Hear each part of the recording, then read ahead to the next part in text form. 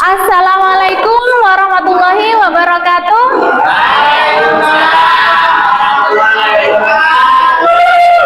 Ya, bagaimana kabarnya hari ini Bapak Guru hebat?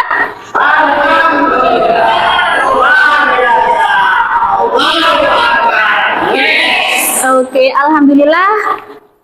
Kita patut bersyukur kepada Allah pada hari ini kita bisa berkumpul dalam keadaan sehat walafiat. Langsung saja untuk menambah semangat kita, bagaimana kalau kita bertepuk dulu ya. Saya contohkan, tepuk guru-guru hebat. Yes, yes. Yes, yes. Guru hebat, hebat. Yes, gitu ya. Oke. Iya. Coba ya. Tepuk guru-guru hebat. Yes, yes. Yes, yes. Yes, yes, yes. Yes. Oke, tepuk tangan untuk kita semua. Ya, pada kesempatan hari ini saya akan melakukan diseminasi penyebaran tentang budaya positif sebagai tugas aksi nyata modul 1.4 kepada rekan sejawat. Sebelum ke materi kita ice breaking dulu ya. Ya.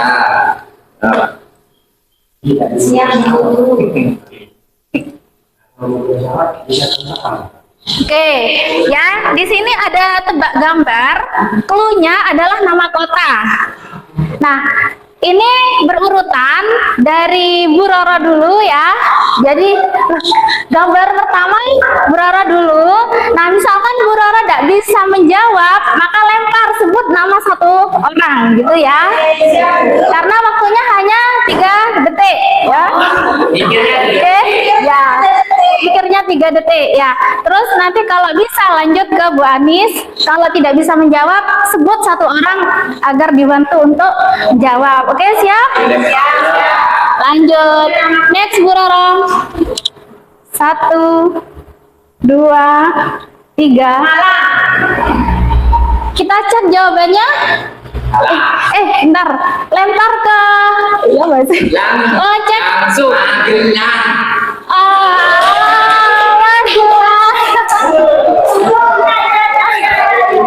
Ya. Oke, sekarang ke Bu Anis. 3, 2, 1, lempar atau menjawab Pak Dani?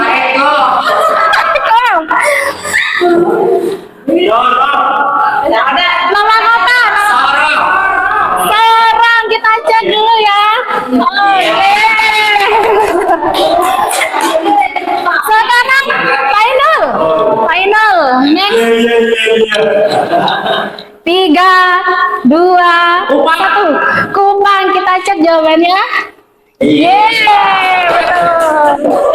Lanjut, Michael. 3, 2, 1, lempar. Jawabannya kurang benar, lempar. Lempar, tunjuk satu teman. Pak Dani. Satu gambar gurun, U-nya diganti O. Ya, kita cek jawabannya.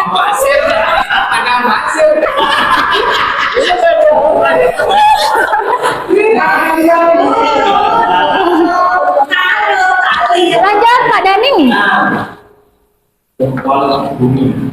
Sukabumi. Kita cek jawabannya.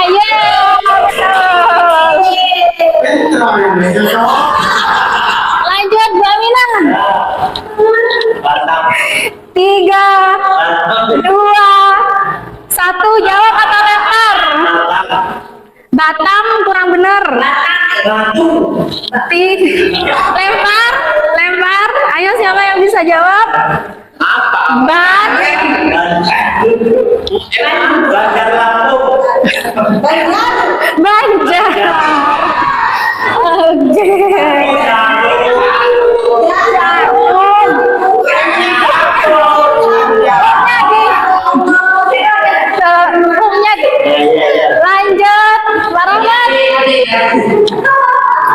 Tiga, dua, satu. Surabaya. Surabaya. Kita cek. Betul. Bu Yuli. Bu Yuli. Mataram.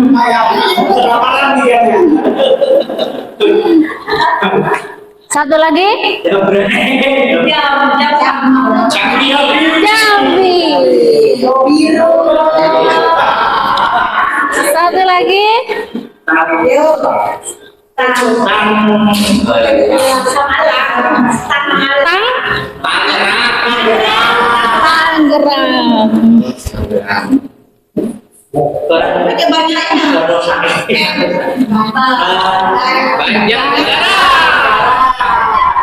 New, belakangnya new.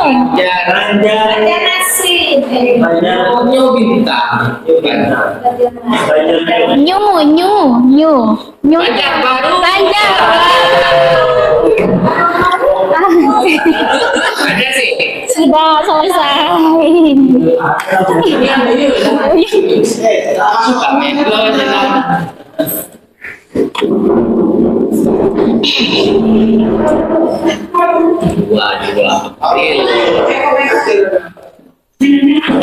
Dua April.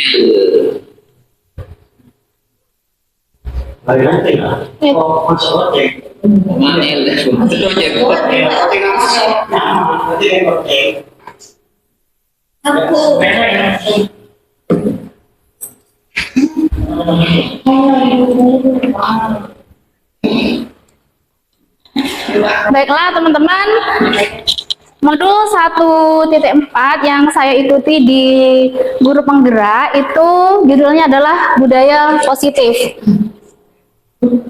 Ini fasilitator saya Ibu Diah Kartika dari Blitar, kemudian pengajar praktiknya adalah Bapak Safi'i dari SMK 1 Keraksan.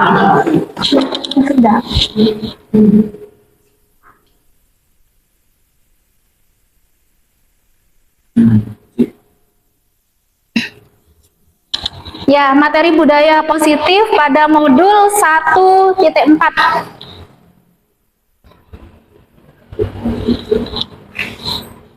Ini fasilitator saya Ibu Diah Kartika dari Blitar, kemudian pengajar praktiknya adalah Bapak Safi'i dari SMK 1 Keraksan. Nah, dalam aksi nyata ini saya melakukan aksi nyata tentang membuat keyakinan di kelas 5. Tapi sebelum masuk ke rancangan aksi nyata, saya paparkan dulu tentang materi penyebaran pemahaman dan pengalaman penerapan budaya positif di sekolah. Jadi pada materi ini ada 7 poin yang akan kita simak setelah ini. Nah, kita sharing ya teman-teman. Jadi nanti kalau misalkan teman-teman ada perbedaan pendapat, kita bisa sharing di sini. Yang pertama adalah perubahan paradigma belajar. Yang kedua adalah disiplin positif. Yang ketiga adalah motivasi.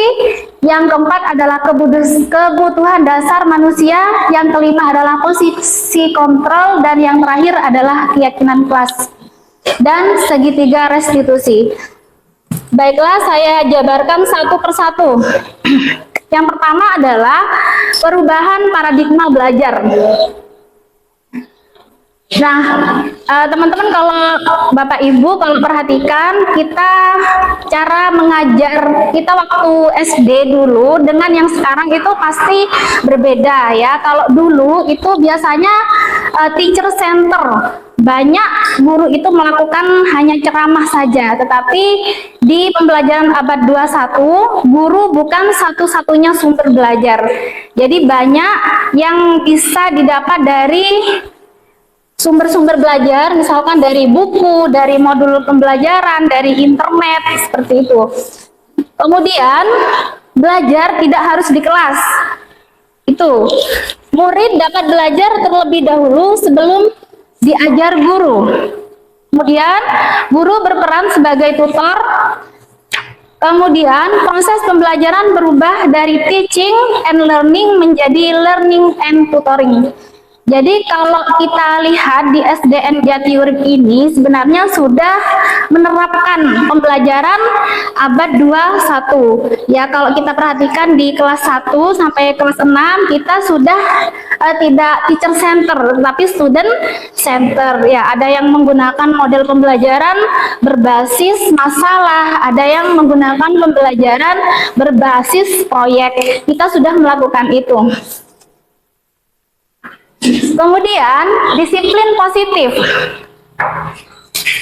Dalam konteks pendidikan, disiplin positif adalah suatu pendekatan dalam mendidik anak yang berfokus pada pengembangan hubungan yang saling menghormati antara orang tua dan anak, sambil mengerjakan keterampilan penting dan mempromosikan perilaku yang positif. Disiplin positif bertujuan untuk membantu anak memahami konsekuensi dari tindakan mereka dan mengajarkan mereka bagaimana menyelesaikan masalah dengan cara yang baik dan efektif. Nah, kalau kita perhatikan di sekolah kita itu sudah menerapkan disiplin positif. Contohnya, pada pagi hari, pagi-pagi sekali kita adakan program sambut siswa. Jadi untuk menyambut siswa pagi-pagi ketika baru datang, kemudian anak-anak bersalaman, itu sudah termasuk disiplin positif yang sudah kita lakukan. Kemudian contoh yang lain, pembiasaan anak-anak membuang sampah pada tempatnya, itu juga termasuk disiplin positif yang ada di sekolah kita. Ada kebajikan yang tertanam pada diri anak, yaitu tanggung jawab terhadap misalkan sampah-sampah yang harus dibuang ke tempatnya. Apalagi kira-kira Bapak Ibu disiplin positif yang sudah ada di sekolah kita selain dua hal tadi? Ya, betul. Ya, betul. Jadi setiap hari Jumat kita punya program istighosah. Itu juga termasuk disiplin positif. Jadi ada nilai kebajikan yang tertanam di situ. Kalau di situ istighosah berarti nilai kebajikannya adalah bertakwa kepada Tuhan yang Maha Esa. Lanjut. Sabtu ceria, betul sekali. Sabtu ceria. Jadi pada hari Sabtu kita melaksanakan senam sehat, ya makan bersama, yaitu nilai-nilai kebersamaan. Kita sudah menerapkan disiplin positif itu. Lanjut. Nah, proyek nilai-nilai kebajikan.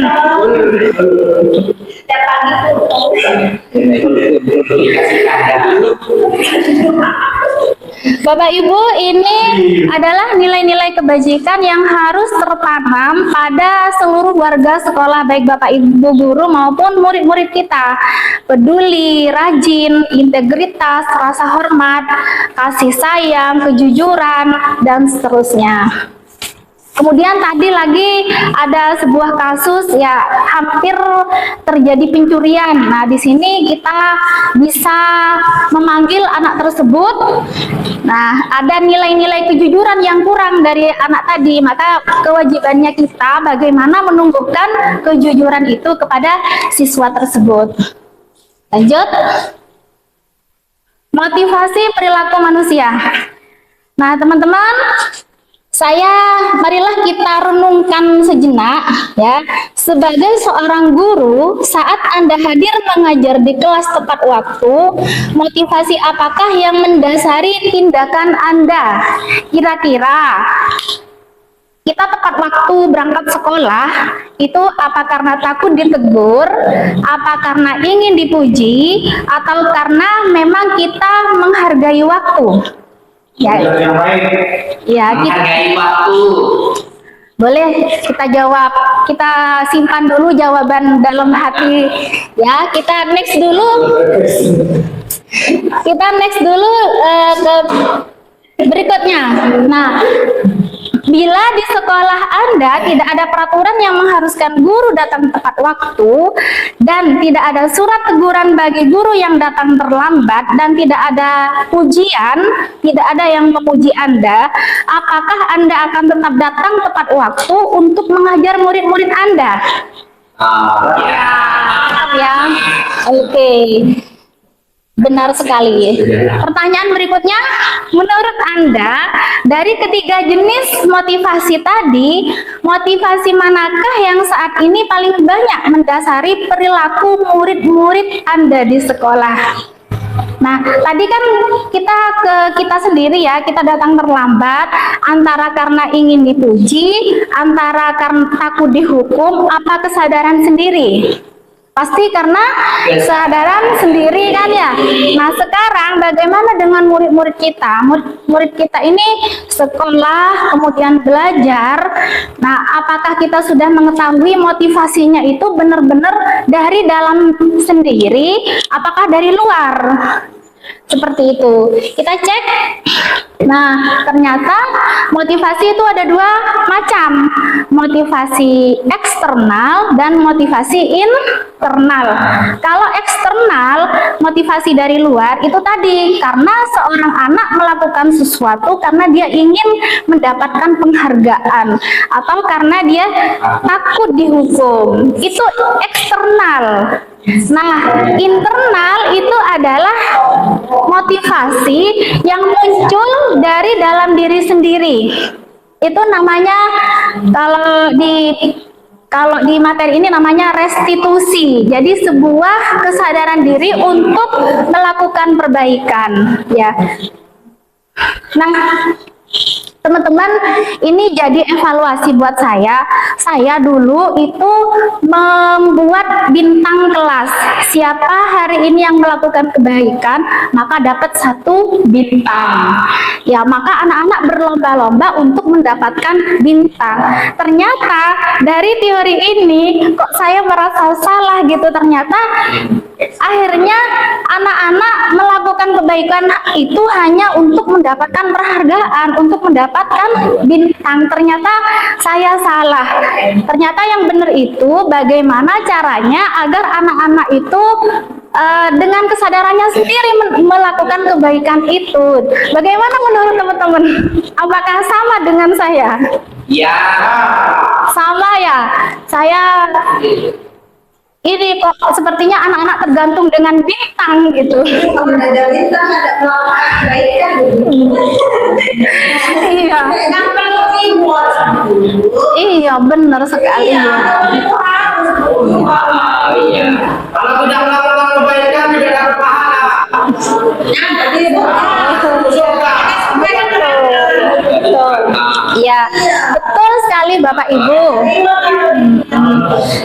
Boleh ada riwayat, Itu baru terbiasa. tetapi di sini kita tidak lupa, tanda kutipnya tidak lupa untuk menyadarkan bahwa itu harus timbul dari diri sendiri. Jadi suatu saat misalkan dia tidak di sekolah ini atau bersama guru-guru lain, bukan hanya karena penghargaan tadi, bukan karena bintangnya, tapi sadar sendiri bahwa dia harus melakukan kebaikan itu.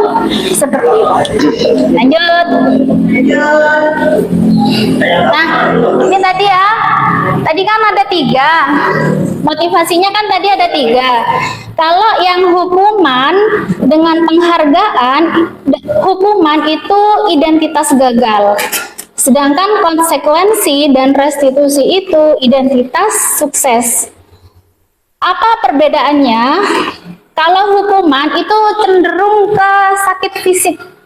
Kalau konsekuensi harus ada aturan yang sebelumnya sudah dibuat. Kalau restitusi, bagaimana anak itu sadar agar mencari solusinya sendiri. Contoh misalkan ya, anak-anak melakukan kesalahan, disuruh istighfar 10 kali, masuk yang mana? Hukuman, konsekuensi, atau restitusi? Konsekuensi. Ya, konsekuensi. Kenapa bukan hukuman? Tidak fisik. Ya, jadi kalau hukuman itu identik dengan sakit. Tetapi ada kelemahannya di situ. Kalau konsekuensi berarti sebelumnya sudah dikasih tahu ke anak-anak. Anak-anak kalau melanggar ini, maka konsekuensinya seperti ini. Nah, itu sebenarnya harus dijelaskan. Kadang-kadang saya sendiri tidak mengasih tahu peraturan sebelumnya. Pokoknya anak-anak baca istighfar 10 kali, baca istighfar 50 kali gitu, kayak asal-asalan. Padahal sebenarnya kalau konsekuensi itu harus ada aturan yang tertulis dulu sebelumnya gitu. Contoh lagi misalkan anak-anak datang terlambat ya, kemudian tiba-tiba dihukum.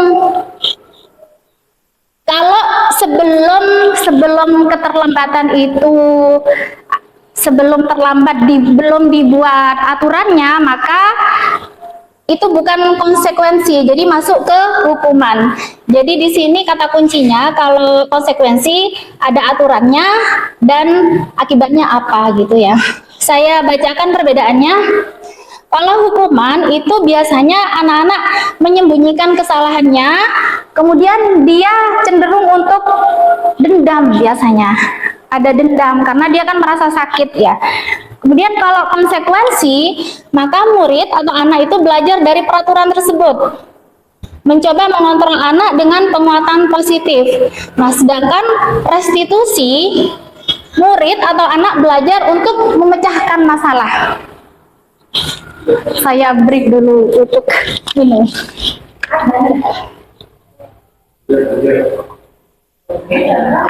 Nanti dipotong. Oke, dipotong. Kalau anu bisa Bu, nanti minimal 1 jam itu sampai yang ada pembukaan dilebihkan dari.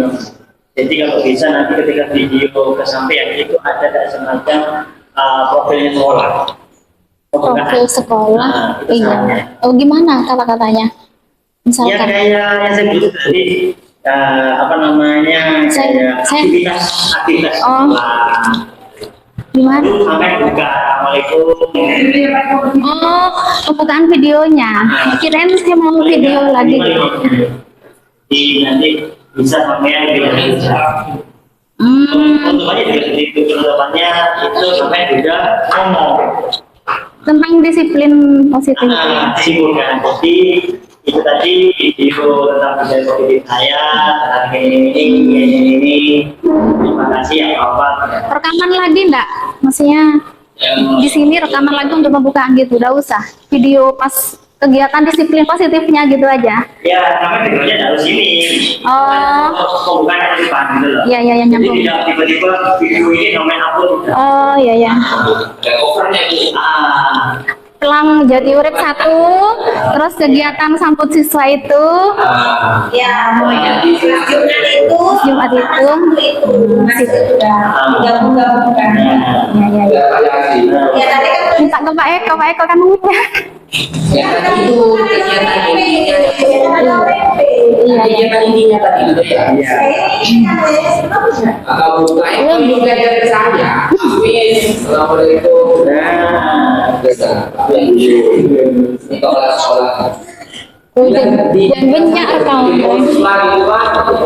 Yang bilang kemarin itu ya Bu. Iya, Yang kemarin itu tadi pembukaannya. pembukaannya ya. Tinggal alhamdulillah. Sip. Oke, terima kasih teman-teman atas masukannya. Lanjut kita ke kebutuhan dasar manusia.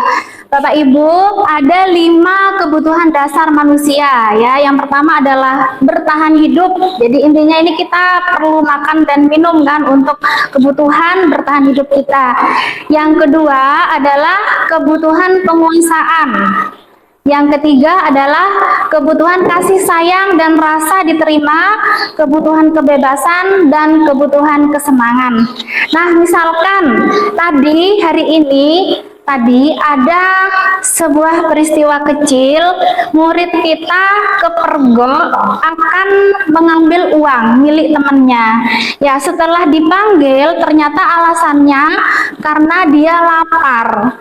Terus setelah diketahui ternyata anak tersebut adalah anak yatim. Kira-kira Bapak Ibu, ada satu kebutuhan dasar yang belum dia terpenuhi. Kebutuhan apa kira-kira? Kebutuhan yang mana? Bertahan hidup, tahan hidup. Ya, kebutuhan bertahan hidup. Jadi kalau seperti itu, kita bagaimana berupaya agar anak tersebut kebutuhannya ini bisa terpenuhi. Nah, bisa nantinya berkomunikasi dengan orang tuanya gitu ya. Contoh lagi, ada satu anak, kita sebut Afan aja ya, murid kita ya. Afan itu kan kayak manja gitu ke wali kelasnya kan, ke Bu Roro. Coba teman-teman ya, Afan itu kebutuhan apa yang belum dia terpenuhi? Saya kasih sayang. Iya, betul sekali. Jadi kebutuhan kasih sayang yang Afan belum terpenuhi. Bagaimana ini PR kita sebenarnya, bukan hanya Bu Roro. PR kita bagaimana agar Afan kasih sayangnya terpenuhi. Ya, memang kita harus berkomunikasi dengan orang tuanya. Kasih juga. Kemudian contoh lagi. Iya, itu. Jadi kita harus tahu sebenarnya kalau misalkan ada anak didik kita yang melakukan kesalahan, pasti ada satu kebutuhan yang belum dia terpenuhi. Apanya? Nah, tugas kita untuk mengetahui anak ini kira-kira apanya yang kebutuhannya yang belum terpenuhi. Terus kita mencoba untuk mencari solusinya seperti itu.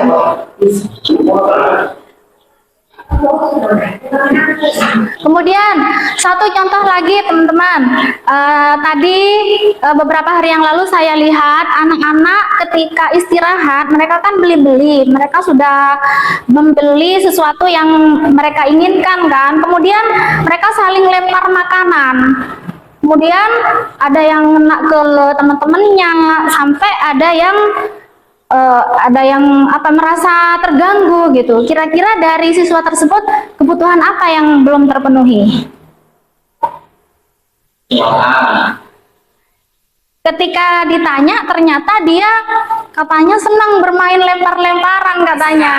Nah, berarti kebutuhan kesenangan yang dia belum terpenuhi. Bagaimana kita agar untuk mencari solusinya? Ya, kita ini sebenarnya bisa mengalihkan. Nah, kalau kamu senang main lempar-lemparan, ayo kita lempar bola saja. Nah, seperti itu. Lanjut. Bapak Ibu, saya punya satu masalah ya. Kita tebak-tebakan yuk. Ibu Ambar, guru wali kelas 2A di SD Pelita Hati, sedang bingung menghadapi ulah salah satu murid di kelasnya, Doni. Beberapa anak di kelas 2A telah datang padanya dan mengeluh Doni yang seringkali meminta bekal makan siang mereka dengan paksa. Jika Anda menghadapi situasi seperti Ibu Ambar, apa yang akan Anda lakukan? Menurut Anda, kira-kira apa alasan Doni melakukan hal itu? Doni meminta bekal makan siang kepada temannya. Kebutuhan apa yang belum terpenuhi dari Doni? Kebutuhan hidup. Terus langkah kita bagaimana? Iya, betul. Tidak sarapan. Langkah kita gimana untuk mengatasi anak seperti Doni?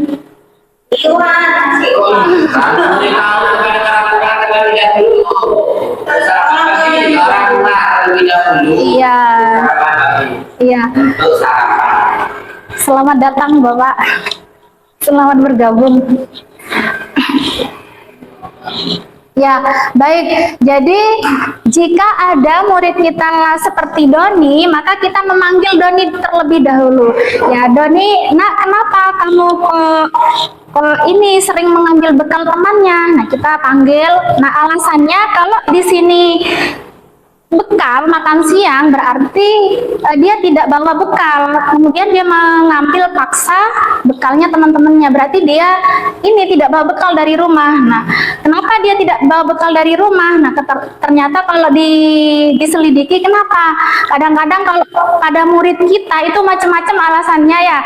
Ada yang ibunya sekolah di Sampurna ya, ada yang karena tidak ada ayah ibunya, seperti itu. Nah, kita harus bisa mengulik apa masalahnya anak ini kok tidak bawa bekal. Dari sini kita bisa tahu alasannya anak-anak mengambil bekal temannya. Kalau kita sudah tahu bahwa kebutuhan dasarnya dia belum terpenuhi, maka kita harus berkomunikasi dengan orang tua, dengan wali murid. Nah, bagaimana ini Bu? Misalkan Doni kok sering ini di sekolah, Doni sering merebut bekalnya temannya. Nah, dari sini kita menjadi penengah seperti itu agar orang tua juga harus memperhatikan anaknya seperti itu. Bagaimana pendapatnya Bapak Ibu guru? Betul, 100.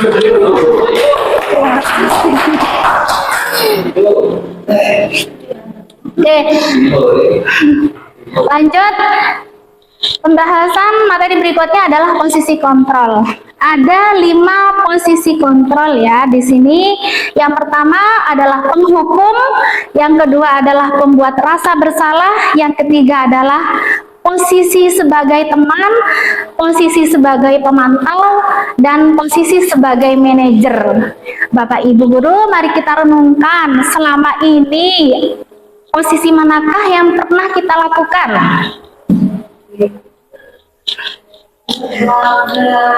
Kalau penghukum, ciri-cirinya itu sakit fisik. Kalau pembuat rasa bersalah, ciri-cirinya anak-anak merasa minder. Kalau sebagai teman, itu care sebagai teman. Oke, mari kita ulas satu persatu.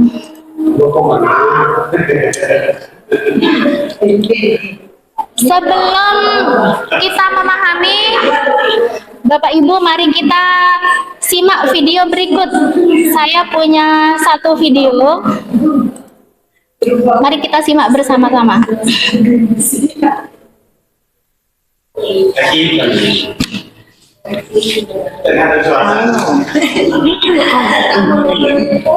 Disiplin positif restitusi.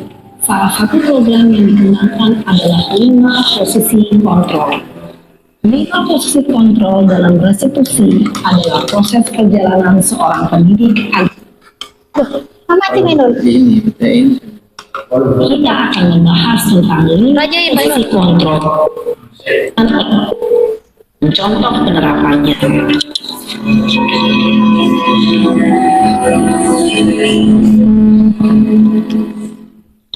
Lima posisi kontrol itu adalah: 1. Posisi penghukum, 2. Posisi pembuat rasa bersalah, 3. Posisi teman, 4. Posisi pemantau atau monitor, dan 5. Posisi manajer.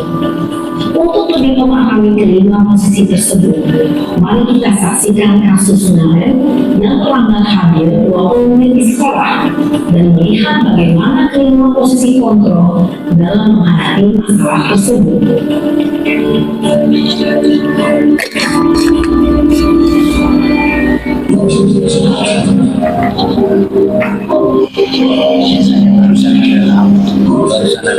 Oke Pak, tidak apa-apa Pak.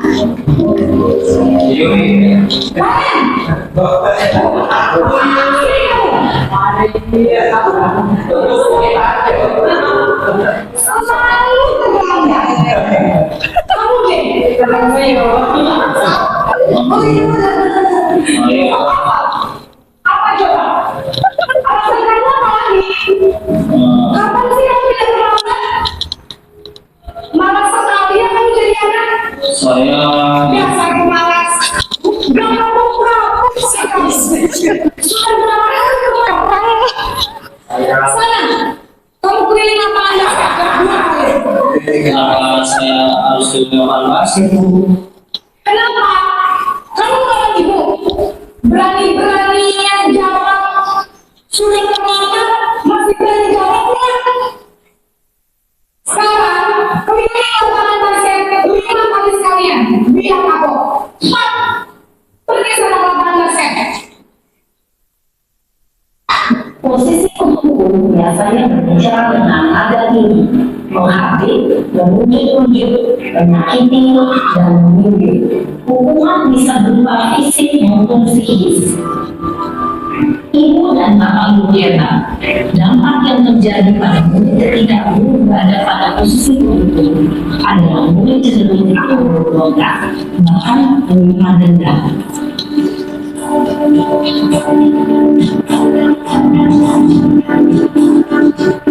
Tapi yang hari ini saya belum pernah. Ibu Mahadi.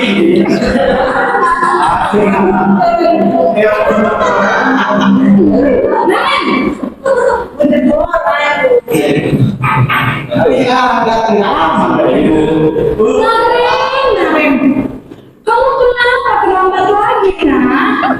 Ya Tuhan, lemas. kamu selalu ya bikin ibu susah ya.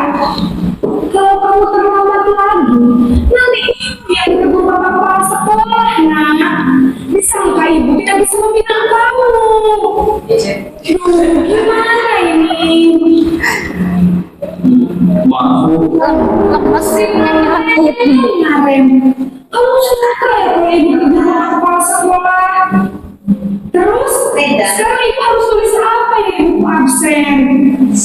Ini kamu sudah sering terlambat loh. Ibu harus apa coba?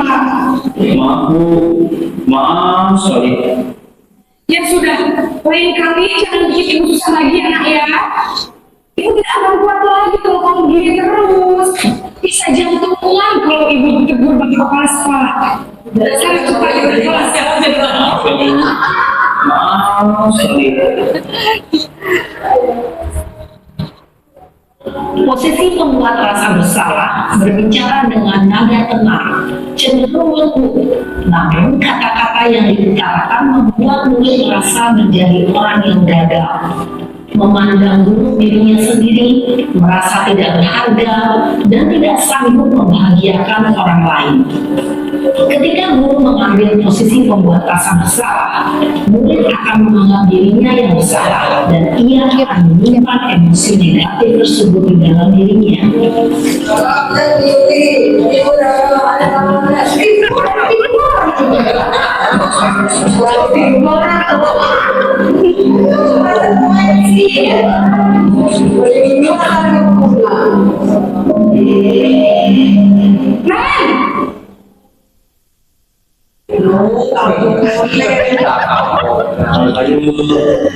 Wah, sudah jam berapa ini nak?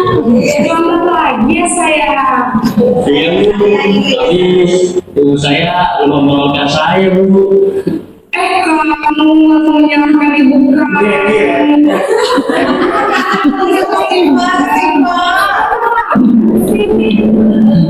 Iya Bu, saya memang lambat bangun tadi. Jadi biar usaha rencana tetap nggak tersenjak Bu.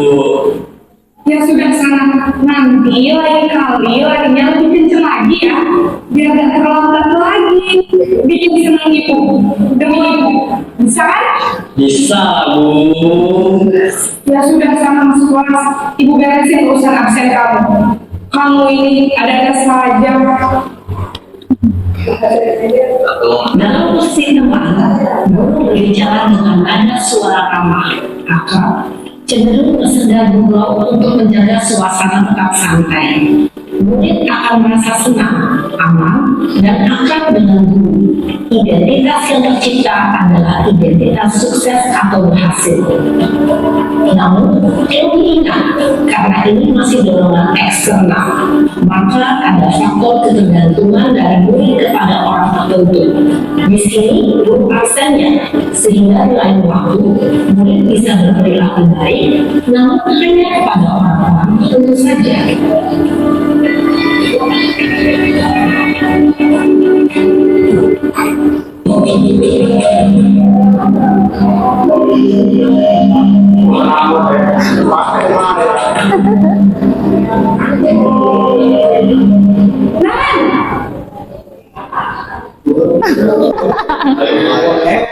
Assalamualaikum. Nah, Ren, apa peraturan sekolah kita tentang jam berapa kita harus masuk sekolahnya? Kita harus di sekolah jam 7 Bu. Iya betul, sekarang sudah jam 7.20. Nah, Ren sudah tahu konsekuensinya jika terlambat hadir. Paham Bu, saya harus tinggal kelas, harus jam istirahat selama 20 menit. Ya benar, konsekuensinya demikian. Jadi nanti jam 9.30 pas istirahat, kamu harus tinggal di kelas, kerjakan tugas tambahan untuk ketinggalan kamu, ya. Baik Bu. Beristirahat. Posisi pemantau mengandalkan penghitungan atau data untuk mengontrol murid. Guru mengarahkan murid berdasarkan peraturan dan konsekuensi. Seorang pemantau menunjukkan bahasa tubuh dan ekspresi wajah yang datar dan cenderung formal.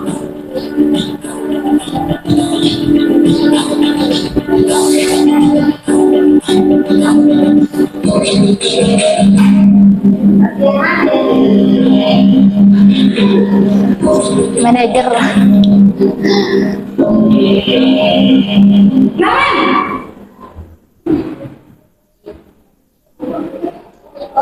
Selamat pagi Bu. Selamat pagi Nabil. Maaf Bu, saya terlambat. Iya, sekolah masuknya jam 7, sekarang sudah jam 7.20. Jadi sekarang bagaimana ini Nabil? Maaf Bu, saya lupa alarm saya semalam. Baiklah, menurut kamu, keyakinan sekolah yang mana yang perlu tingkatkan? Menghargai diri sendiri dan orang lain mungkin ya Bu. Setuju. Jadi, apakah Nabil meyakini prinsip saling menghormati tersebut? Iya Bu, saya meyakininya. Apakah Nabil bersedia memperbaiki masalah keterlambatan ini? Bersedia Bu. Bagaimana kamu akan memperbaiki masalah keterlambatan ini? Saya mencoba untuk tidak lupa menyetel alarm saya Bu. Baik, kalau kalian lupa menyetel alarm di rumah, ada orang yang kira-kira bisa bantu mengingatkan tidak ya? Ada Bu, kakak saya, Kak Emma. Ada lagi selain KM? Selain Kak Emma, ada ibu saya. Baik, jadi yang mengingatkan Nabil adalah Kak Emma dan ibu kamu ya. Kira-kira akan mulai setel alarm kapan nih Nabil? Setelah pulang sekolah, akan segera saya lakukan. Baik, jadi Nabil akan setel alarm untuk bangun besok pagi dan akan diingatkan oleh kakak dan ibunda Nabil ya. Ada lagi yang mungkin perlu dilakukan Nabil agar tidak terlambat bangun lagi. Tidak ada Bu. Baik Nabil, terima kasih untuk kerjasama kamu. Sekarang kamu perlu kembali ke kelas untuk belajar. Baik Bu, terima kasih. Posisi manajer adalah posisi kontrol yang disarankan untuk membimbing murid memiliki sikap disiplin yang positif, yaitu murid yang mandiri, bertanggung jawab, dan dapat memecahkan masalah. Tujuan dari posisi ini adalah agar murid dapat berefleksi atas tindakannya. Guru akan dengan tulus memberikan pertanyaan-pertanyaan bermakna, sehingga membuat murid dapat belajar dari kesalahannya dan mencari sebuah solusi untuk menyelesaikannya. Ibu dan bapak guru hebat, setelah mengamati adegan kelima posisi kontrol tadi, kira-kira posisi mana yang paling ideal? Posisi mana yang dapat menunjang motivasi intensif murid? Ya, tentu posisi manajer. Posisi ini memang posisi ideal yang ingin dituju setiap pendidik. Pada posisi inilah, guru dapat menerapkan disiplin positif yang berpihak pada murid, yang memerdekakan murid. Perjalanan seorang pendidik tentunya tidak mudah untuk sampai pada posisi seorang manajer. Namun, tujuan kita pasti, yaitu menciptakan murid-murid yang mandiri, merdeka, dan bertanggung jawab. Semoga penggambaran 5 posisi kontrol yang telah diperlihatkan ini dapat menjadi ajang refleksi bagi kita semua, agar dapat terus mengasah dan menerapkan disiplin positif yang memerdekakan murid. Mari terus berlatih dan bersemangat. Selamat menerapkan. Salam dan bahagia, Ibu dan Bapak Guru hebat.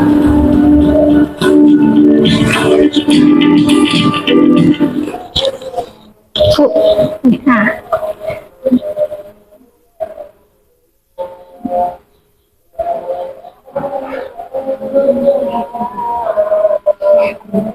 WA, mau jawab WA aku.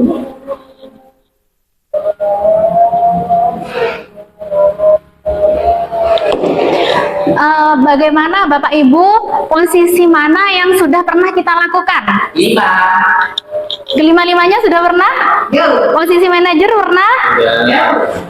Kalau saya sendiri sebagai penghukum saya pernah, sebagai perasa bersalah saya pernah, sebagai teman saya juga pernah, dan sebagai pemantau saya juga pernah. Yang belum pernah saya lakukan adalah sebagai manajer. Namun di sini saya bersama teman-teman JGP lain dilatih bagaimana caranya menjadi posisi manajer, bagaimana caranya seorang guru bisa berada di posisi manajer. Dari sini dulu ada pertanyaan Bapak Ibu, kita sharing ya. Bu, gimana kalau diterapkan di sekolah? Posisi manajer diterapkan gimana? Oh ya, ya berdasarkan contoh tadi itu kan contoh yang diterapkan di tingkat atas ya, tingkat SMP atau SD. Barusan bagus sekali pertanyaan dari Bu Roro, bagaimana kalau menerapkan posisi manajer ini di tingkat SD gitu ya, sekolah kita terutama. Sementara untuk SD itu siswanya kan masih praoperasional gitu, belum bisa berpikir secara abstrak, masih berpikir konkret, apa bisa dikirim untuk bisa mencari solusinya dengan sendiri gitu ya. Nah, bagus sekali pertanyaannya Bu Roro. Itu jawaban saya, pertanyaan itu sebenarnya juga ada dalam hati saya gitu. Apakah bisa anak SD berpikir kritis agar mencari solusinya? Ternyata bisa, dan kita harus mencoba. Nah, mungkin kalau di SMA jawaban itu langsung muncul ke anak-anak. Tapi kalau di SD kita bisa membuat pilihan ya, bisa membuat pilihan.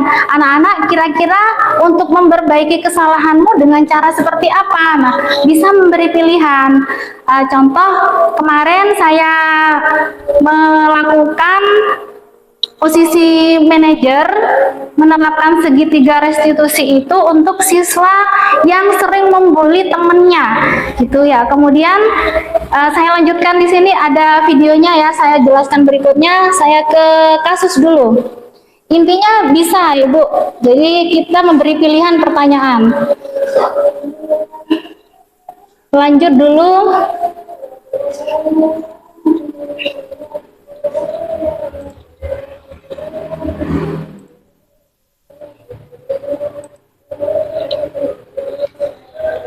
Ada sebuah masalah, saya bacakan masalah, kita sharing bersama ya Bapak Ibu.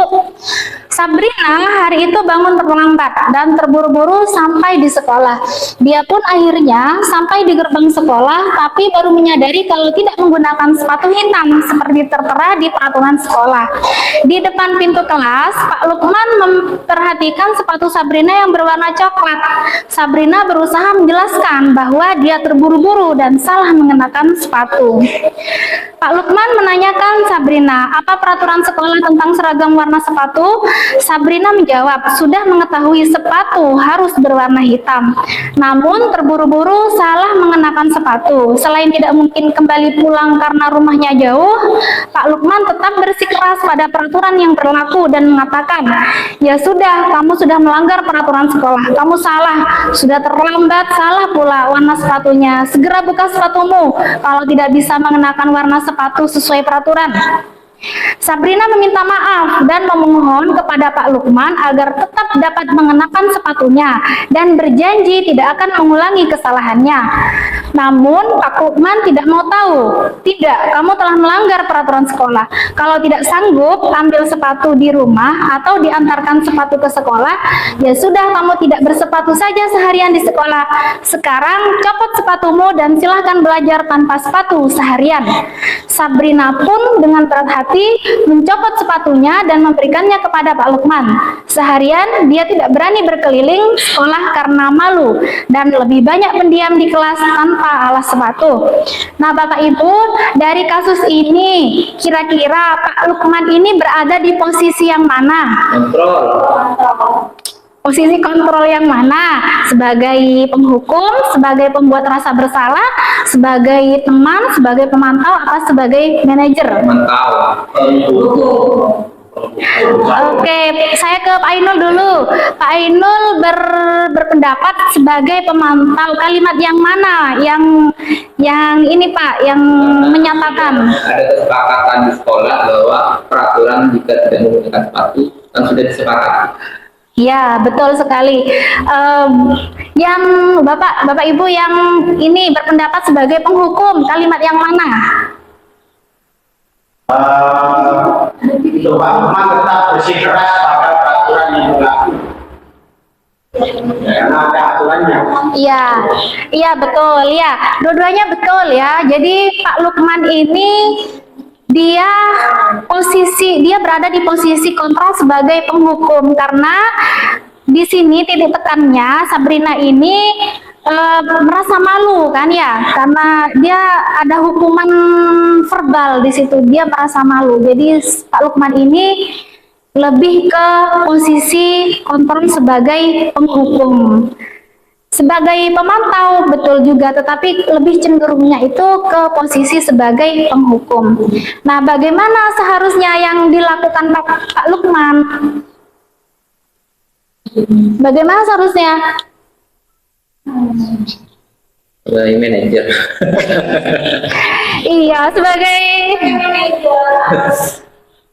Kalau melakukan kesalahan, sebenarnya seperti ini harus ada Memberikan apa? Memberikan ada konsekuensi, memberikan alternatif, memberikan alternatif penyelesaian masalah.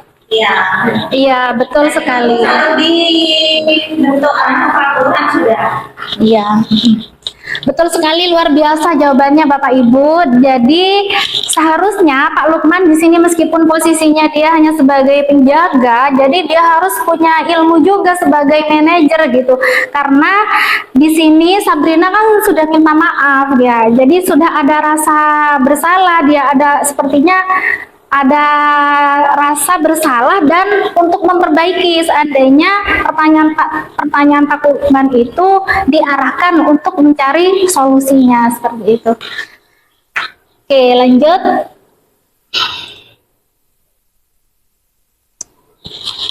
Kelihatan Bapak Ibu, ini adalah perbedaan dari posisi kontrol penghukum, pembuat rasa bersalah, teman, pemantau, dan manajer. Nah, kalau dari segi berbuatnya, kalau penghukum itu biasanya menghardik, menunjuk-nunjuk, menyakiti. Kalau sebagai pembuat rasa bersalah itu berceramah, menunjukkan kekecewaan mendalam. Ini biasanya lembut tapi nyelekit biasanya.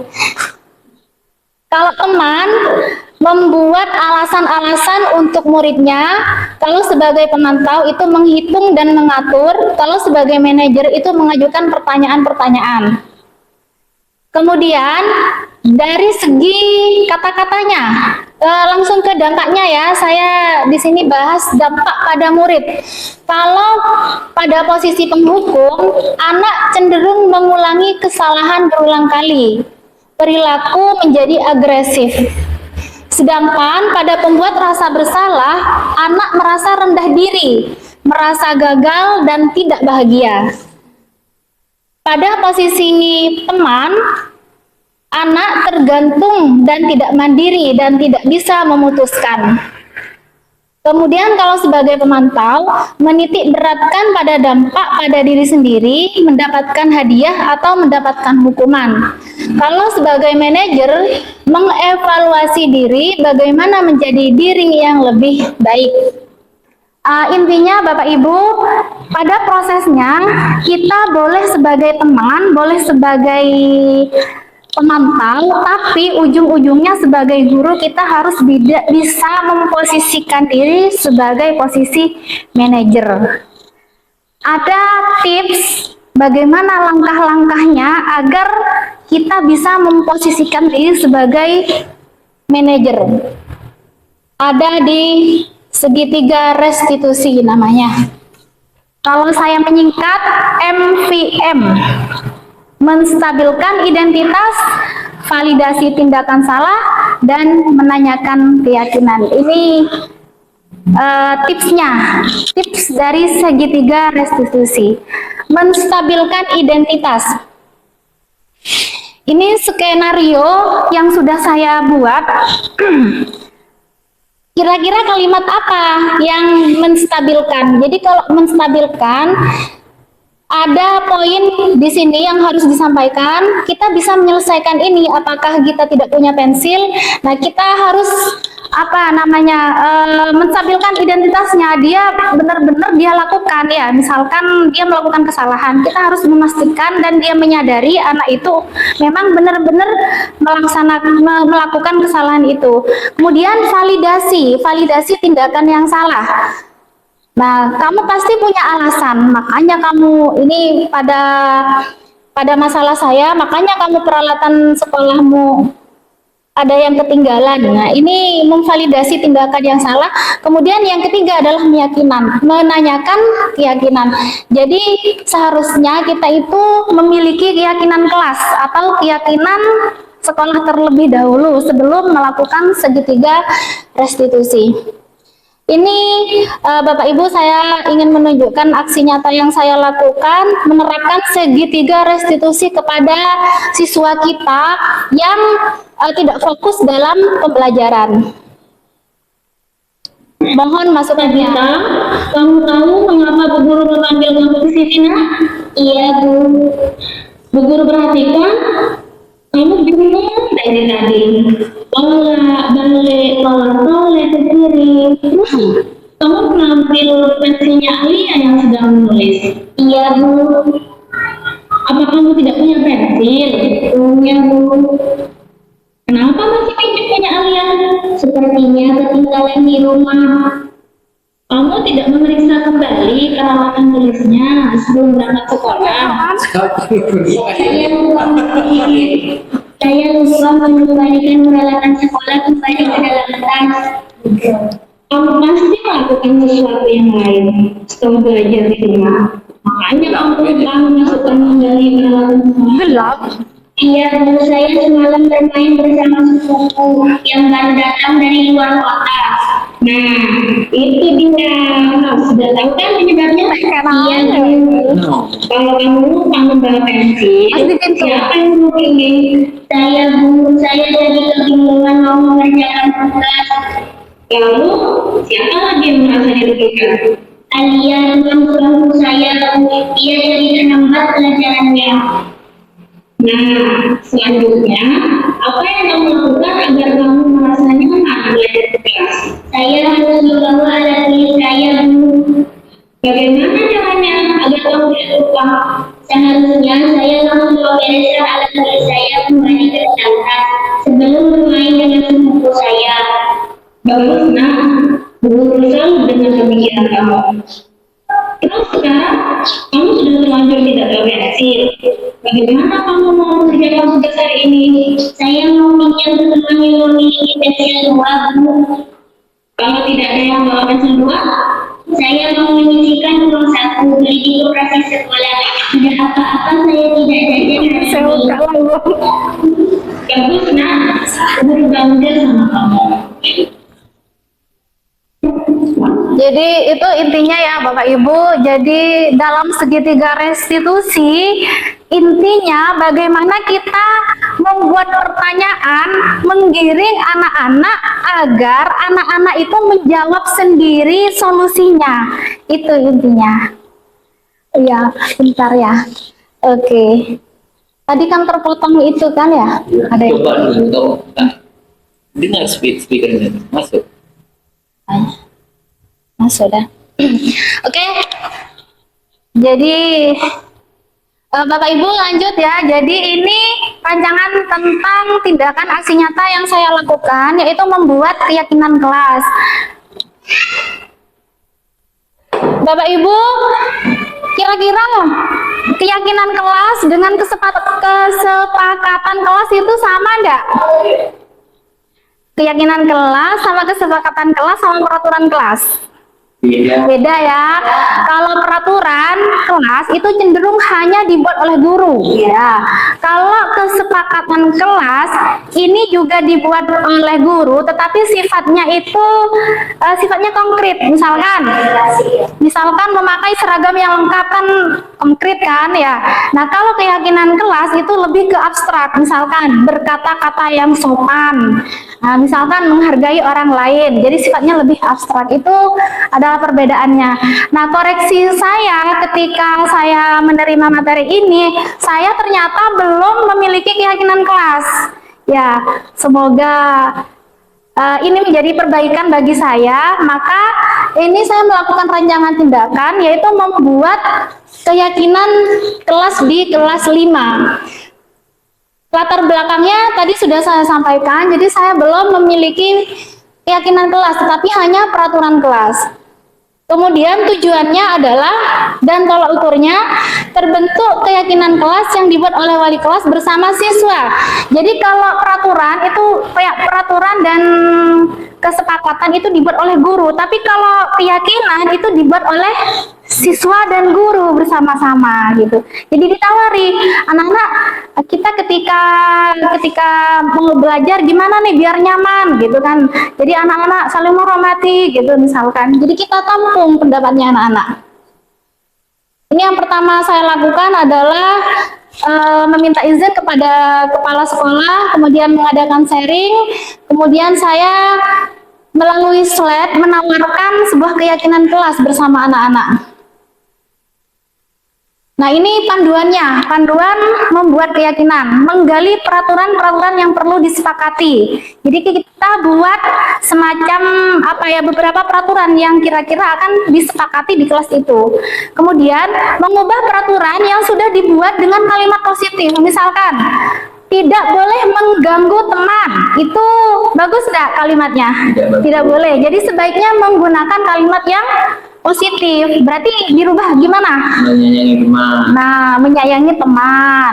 Misalkan tidak boleh berkata kotor, itu kalimat negatif. Seharusnya gimana? Berkata yang sopan. Ya, seperti itu. Menyarikan peraturan yang sudah dibuat menjadi nilai-nilai kebajikan. Kemudian kegiatan ini ada kesalahan, jadi membuat kesimpulan terakhir.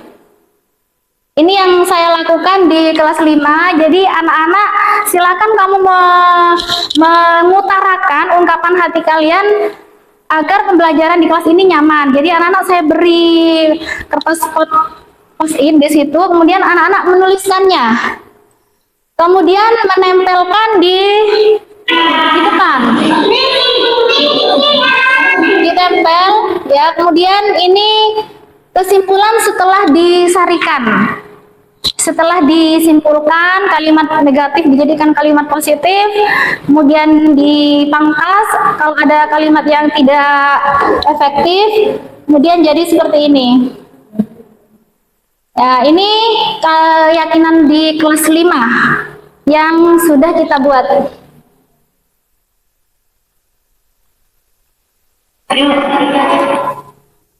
Ayo.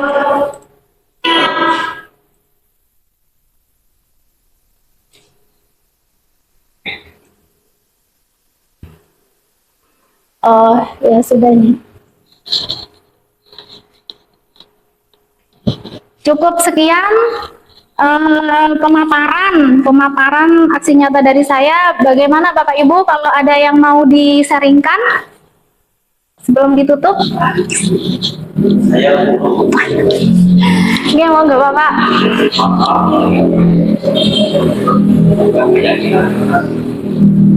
Tentu saja kegiatan ataupun yang berhubungan dengan itu harus ada penilaiannya atau ada suatu keyakinan kelas ini tentu diharapkan berhasil. Keberhasilannya itu tolak ukurnya dari mana? Mungkin itu bisa dijelaskan sehingga teman-teman tidak membuat tapi kan ada tolak ukurnya apa yang sehingga keyakinan kelas itu berhasil di kelas. Terima kasih. Oke, baik Bapak, terima kasih. Jadi berdasarkan tujuan dibuatnya keyakinan kelas tadi agar tercipta pembelajaran yang nyaman seperti itu. Jadi tolak ukurnya adalah ketika pembelajaran di dalam kelas itu benar-benar sudah berjalan sesuai dengan apa yang diimpikan anak-anak, apa yang sudah tertera di dalam keyakinan-keyakinan kelas tersebut. Seperti itu Bapak. Mungkin ada masukan lagi dari teman-teman, barangkali jawaban saya ada yang kurang. Pengimbasan. Iya, Oke. Karena kan untuk ini, karena ini untuk kita keyakinan hubungannya dengan karakter Pak. Jadi tidak akan berhasil. Bukan hanya di dalam kelas saja, tapi anak itu bisa berubah dari sikap yang tidak biasanya. Misalnya anak itu nakal menjadi anak itu sesuai dengan yang Bapak dan Ibu Harapkan. Berarti kalau akurnya sampai ke sana. Berarti kalau Berubah. Iya, bisa berubah. Kalau tidak bisa berubah, berarti keyakinan kelas itu masih belum. Iya. Ini dapat saya. Oke. Siap Bapak, benar sekali. Jadi harus berubah memang anak-anak ya. Namun perubahan itu memang tidak bisa instan ya. Jadi harus melalui proses. Namun kita tidak henti-hentinya ngasih tahu. Pokoknya ngasih tahu masuk apa enggak. Kadang-kadang anak-anak kan ini ya kadang enggak masuk, masih tetap aja udah dikasih tahu tetap aja. Namun kita sebagai guru tidak berhenti, pantang menyerah untuk selalu memberitahu, selalu mengingatkan terhadap keyakinan kelas itu agar benar-benar terjadi perubahan nantinya. Kalau anak-anak melakukan kesalahan itu juga kita kembalikan ke keyakinan kelas. Keyakinan kelas seperti apa? Kamu kok masih berkata kotor nak? Keyakinan kelasnya seperti apa? Gimana? Oh iya Bu, tidak boleh berkata, harus berkata sopan. Nah, gitu. Jadi ada ininya, seperti ada apa ya? Ada patokannya. Bisa, oke, bisa Pak. Cuman di sini tidak ada asesmennya sih Pak. Cuman melalui pengamatan aja gitu. Tidak ada asesmennya, maksudnya secara tertulis. Itu bagaimana Pak Inul kalau dulu Pak Inul? Barangkali punya pengalaman di dulu. Kalau gitu kan memang tidak ada ya, misalnya kita harus nyentang-nyentang apa gitu ya. Memang melalui pengamatan gitu. Hanya pengamatan saja itu keyakinan seperti yang disampaikan tadi, keyakinan kelas itu dalam bentuk siswa itu nanti berkarakter baik, berkarakter positif seperti itu. Jadi yang awalnya itu bersifat negatif kita arahkan menjadi bersifat positif. Ya, contohnya di dalam kelas misalkan kotor. Nah kita berkeyakinan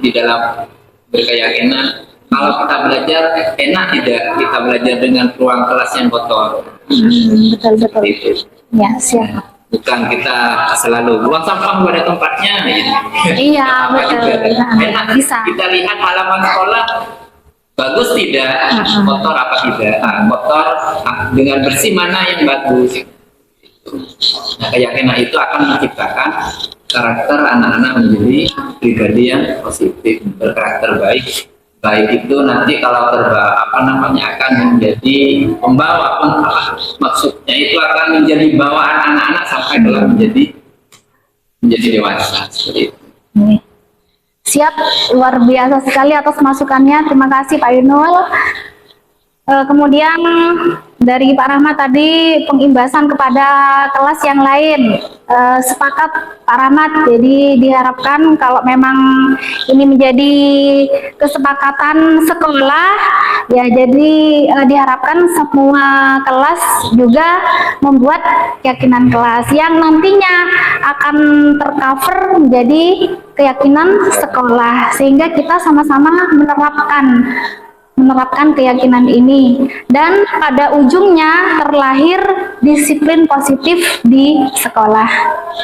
Cukup sekian Bapak Ibu dari saya. Terima kasih atas kebersamaannya dan kesediaannya. Cukup sekian dari saya. Akhirul kalam. Wassalamualaikum warahmatullahi wabarakatuh.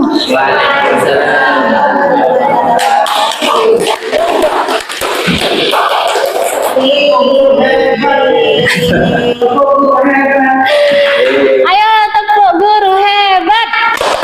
Yes, yes. Mana dah? Tuh. Enak satu kali atau dua kali? Satu kali aja ya. Ya, tepuk guru hebat. Yes, yes. Yes. Guru hebat. Sabar. Coba. Saya ganti. Tepuk guru hebat. Yes. Guru hebat. Guru hebat. Yes. Itu nyambung ya. Yes. Lagi tepuk guru hebat. Yes. Guru hebat. Gimana kalau ini tanpa ini langsung guru hebat. Yes. Tepuk guru hebat. Yes. Guru hebat. Yes. Oke, terima kasih. Selesai. Stop. Terima kasih. Saya Julio Ananta, siswa kelas 5 SDN Jatiluhur 1. Saya senang sekali bisa ikut berpartisipasi membuat keyakinan kelas bersama ibu guru dan teman-teman yang lainnya. Menurut saya keyakinan kelas ini sangat penting untuk dibentuk karena menyadarkan diri kita akan pentingnya bertanggung jawab, mandiri, disiplin, jujur, dan saling menghormati.